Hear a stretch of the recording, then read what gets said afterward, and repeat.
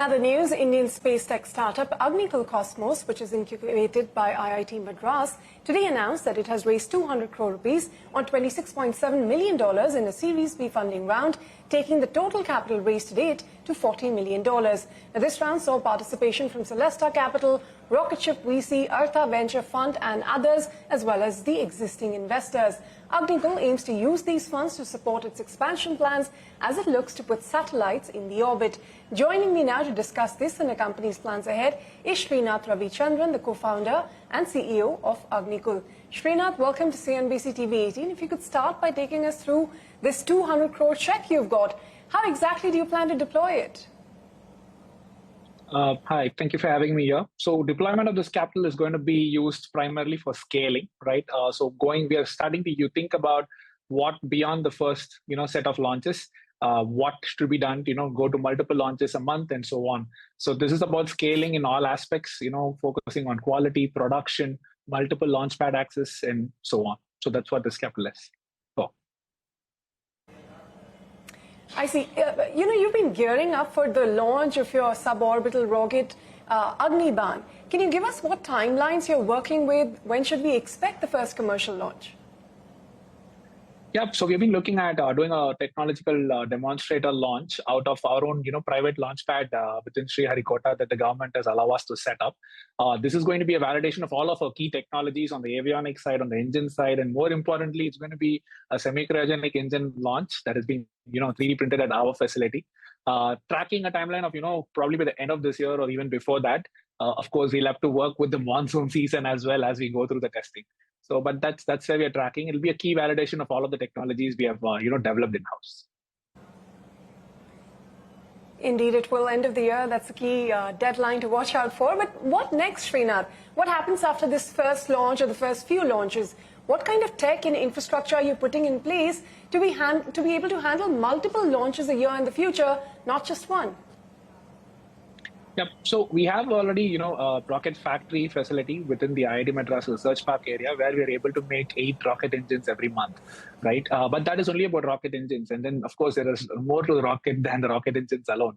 So this capital is going to be used for setting up of some small facilities for doing, other parts of the vehicle, like say some aspects of the indoor tank structures and things that connect different stuff and so on.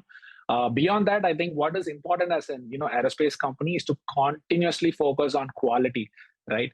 So some of this capital is going to be used for hiring the right kind of people who can look at operations, production quality. Some of it is also going to be used for having the right kind. Every launch, if you look at it, right, is actually not only just building a product, it's about an extremely well-organized event management function. Right. So that's a very different kind of skill set from maybe just hiring designers or so on. So that we're going to be focused on all of those things as well, probably looking at a certain set of certifications that are required in this industry as well. So that's basically going from, say, the first 5 launches to the next 100 launches. That's what this is about. So what will these first 5 and the subsequent 100 launches mean in terms of your top line and bottom line growth? If you could start by telling us where you're currently at with both your revenues and profits. So we get to do a first test launch. So that basically is going to be the starting point of the revenue for us, right? So once we get into the commercial phase is when we'll actually be gearing up on revenue. I think what is going to happen over the next, 25 or 30 launches is we'll get into the sort of, quasi steady state wherein we'll be able to actually put out the actual steady state pricing that we believe, is right for this market, while at the same time optimize on the supply chain and so on.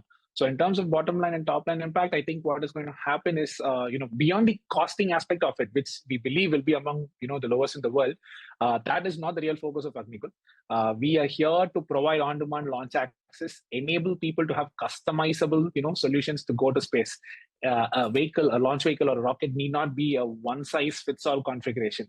What matters to a customer is how quickly they can go to space and at what price they can do it economically. So that's what we're going to be focused on. I think there is decent margin built into the very manner in which we have built out our technology, right? So like using 3D printed engines, using clusterable, configuration of engines, using extremely modular avionic packages and so on. So I think all of that will play into both our profitability and also, generally the addressable revenue itself.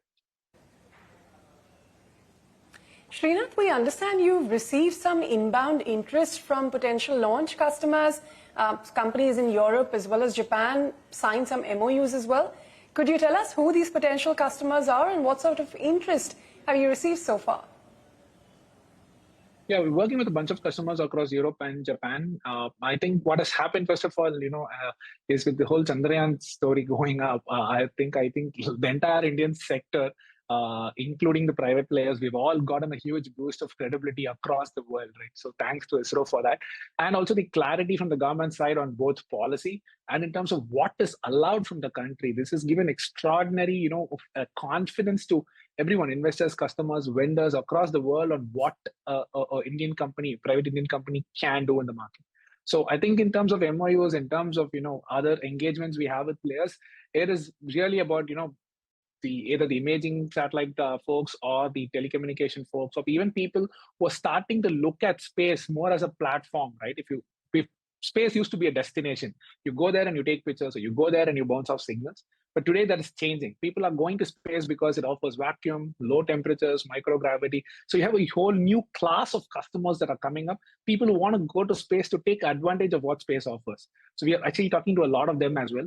I think the end goal of all of these conversations is about, making space accessible on demand, making it easily reachable for people. And that's what all of this is about.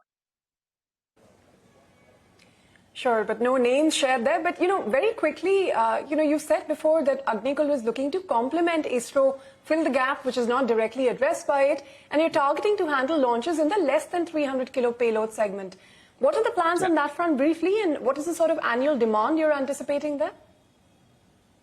Yeah, I think there is enough demand to even address, about 15 to 20 launches a year, or probably even a launch once in 2 weeks, right? And I think in terms of, if you look at a customer, global customer, and space is always a global market, right?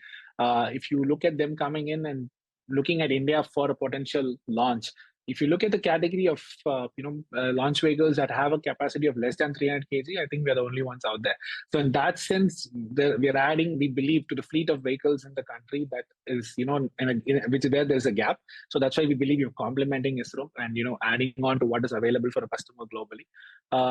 In terms of what this means in terms of tapping into the demand, our understanding is there is about 50 tons going to orbit every year in the lowest class of payloads. And even if we do 25 launches a year, I'd say approximately 100 to 150 kgs or something per launch, we're still going to be addressing only 3 tons per year. And that is still a fraction of what is the actual global demand today. So I think there's a lot of room for improvement, for expansion, for being more efficient, and that's what is going to be our focus. Well, Srinath, that's all the time we have. Thanks very much for sharing your thoughts here on CNBC TV 18. On that note,